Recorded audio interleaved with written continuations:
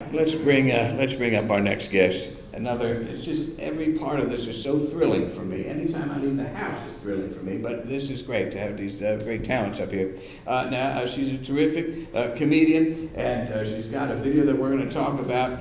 She's been part of the Bridgetown Comedy Festival, the Eugene Mirman Comedy Festival.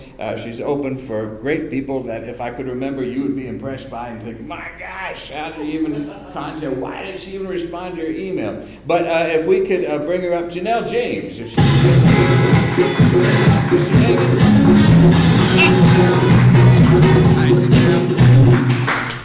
How are you? I'm good. Good.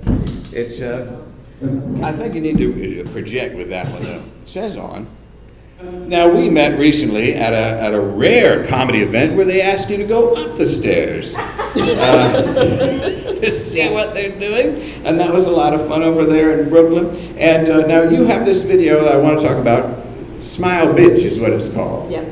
And that was a timely piece, by the way. Maybe it's always timely because guys are idiots. But you had what is the video? It's about street harassment. It's about street harassment. Catcalling. Yeah. Or a segment of street harassment. Basically, the smile version. Men telling you to smile. Just that part. Right. Guys hooting and hollering and ladies walking down the street. And recently there was a video that just came out of a woman is walking down the street with microphones and having this experience. Right. It was quite revealing. Well, mine was just about the smile. No, I know yours is different. Yours is a comedy piece, and it's very funny. But this other thing is a real thing that happens, and it really got me thinking about it all, and made me think that guys just got to shape up. You know, I know it was bad in the right, yeah. I don't know if we can, if I should call people on it as it's going on. I don't really want to come to fisticuffs, but if you know. I don't want you to come to fisticuffs. No, either. I don't want to come to fisticuffs. So no. I don't know. I don't know. I know it was bad in the 50s because I was there. I'm immortal, so I was there. And but really, we got to just shake things up. But the video is so terrific. It's a sly look at that too. Thank you. And got a lot of great comedians in it, and they're just straining to smile and going to a kind of boot camp through it. Anyhow, so now you were born. You, as I understand, you were born in the Caribbean. Yes. And then moved to the Midwest. Yes. That seems I'm like a very. nervous about what you've done up on me. No. It's very chaste. But so that seems like a very natural progression from. No, actually. I didn't move directly from the Caribbean. Oh, it wasn't I've lived in a lot of places. Oh, yeah. You guys together. Amber did that too. Yeah. Was your mother a union organizer? No. That was a divorce. So I know all about that. I left with my mom from the Caribbean, and then we moved to Maryland. Yeah. Then I moved to New York by myself as soon as I finished high school. Yeah. And then I ended up in the Midwest. And that was through what, a marriage or something? Yeah. And you're still married? Yes. Look at that, Leslie. We're everywhere. That can happen. It's monogamous? Yes. Yeah. Look at that. At the moment, yes. Oh, we'll leave things open. I like the spirit of this group. That's a very progressive group. I'm a comic. Yes, I'm a comic. Really wonderful. And did you start doing a comedy out there? In the Midwest? Yeah. Yeah. Memphis on Main Biker Club. Yeah. Every Wednesday. Yeah. That's where I started. Friendly crowd? Yeah. No, actually, yeah. Yeah, a biker club? A biker club, yeah. Motorcycles, not Motorcycles. Schwinns. Harley, jacket, bandana. Yeah. What was the material like that you started out? Did you know you wanted to be a comic? That just kind of happened? No. Did I know I wanted to be a comic? No, my dad died. Already, that's very funny. I know.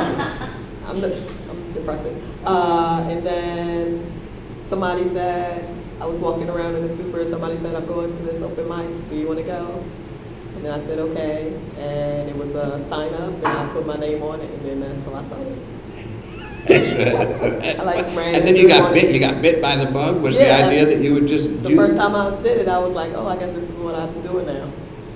That's amazing to have that kind of clarity. What were you doing before? I was a fashion designer. I used to do technical design, pattern making, and things like that. Is that what you went to school for? Yeah. I was at FIT. Do you still do that? That's why I came to New York to go there. Initially, yeah. Yeah.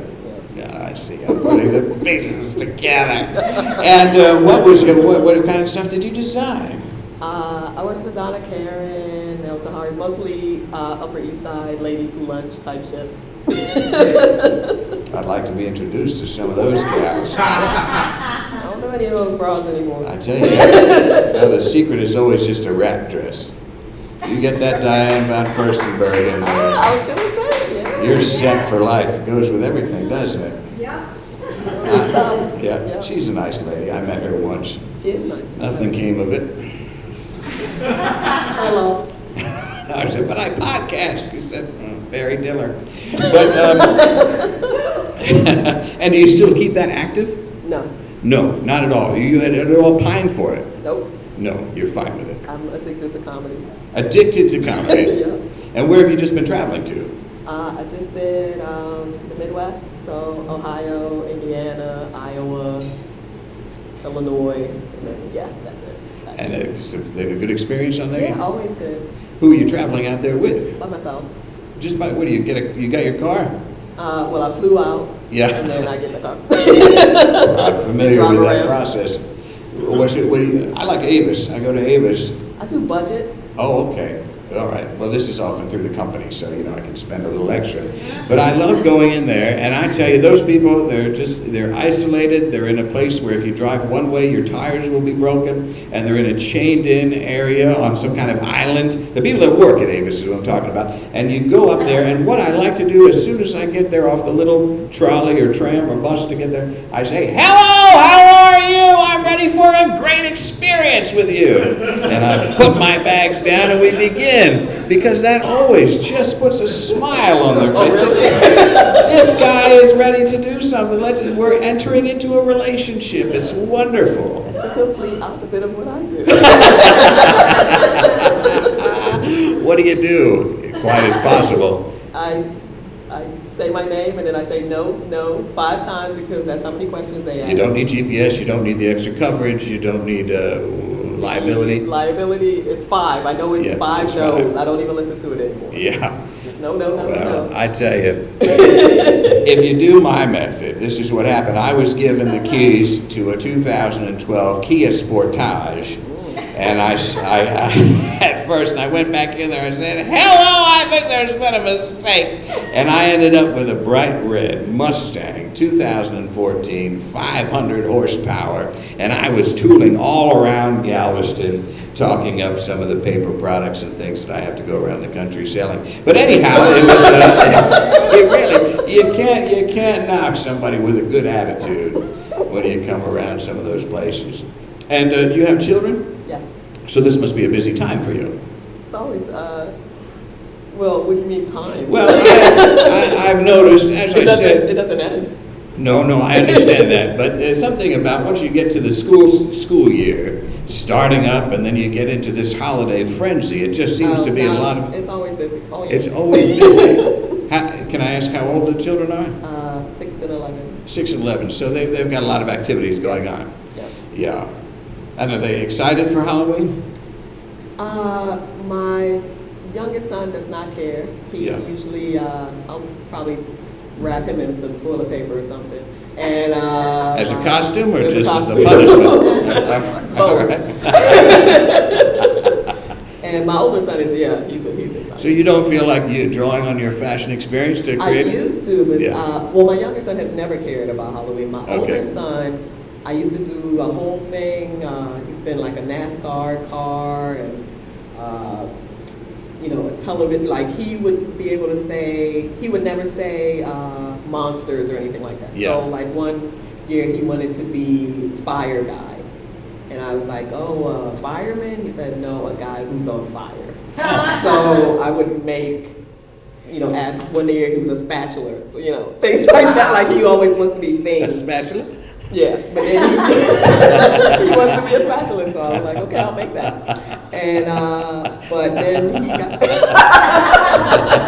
I'll send you the pictures if you want. I want to see the kid dressed up as a spatula. How'd that work out for him? Did you get him candy? Yeah. You gave him candy?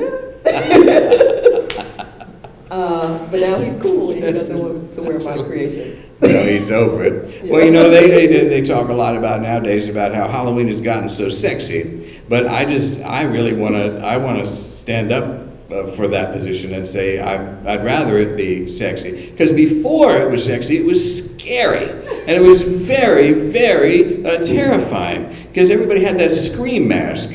You know, and it was like, I don't know what's going on under the, like, if you're just not, if I can see your body, then I know you're not a demon. I know you're not some kind of ethereal spirit that's come to haunt me for the rest of my days. You know, and you say, well, okay, Dale, but, you know, a demon can possess a corporal form. They could take the form of a body. And I'd say, well, fine, but I'd still rather my last words be, that's a good-looking nurse, as opposed to, what's under that cloak, you know? You know what I mean? So fine, wear as little as possible. It's okay with me. Anyhow, you have some good. Were you raised in a strict household? Did you have Halloween? Oh yeah. Yeah. Okay. I don't remember it, but yeah, I guess it was just the usual. I don't remember. You don't remember? Do you remember any costumes that you've ever worn? I don't. Really? I don't. Look, as people are shocked by that. Maybe I didn't have Halloween. I don't know. I blocked out a lot about my childhood. Sorry. Yeah, I don't remember. Anybody ever give you candy? As a child? I don't know. Just at all. I want to know that you've experienced joy. Well, I said I have kids, so no. Yeah. Moving along. No, that's okay. I still like the spatula idea. But now, do you I just had a moment where I was thinking about something, and then I started thinking about that spatula again. And I was hoping that somebody was like a fried egg, or like there was it needs a partner to go out there and do something. Just wanted to be a spatula. That's so beautiful. It's like the most beautiful thing I've ever heard. Little spatula kid wandering around. I like that so much. But do you like hanging out with single people? I'm sorry? Do you like hanging out with single people? That's all I hang out with. Really? That's all your friends? And they got some good complaints and things? They have good complaints about being single? Yeah. No, they make it sound awesome. Oh, it's enchanting to you. Yeah. I've been married for a long time.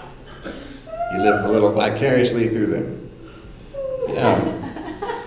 That's my experience. Divorced podcaster in a basement. It's the life. Sounds right. Jealous. I can tell.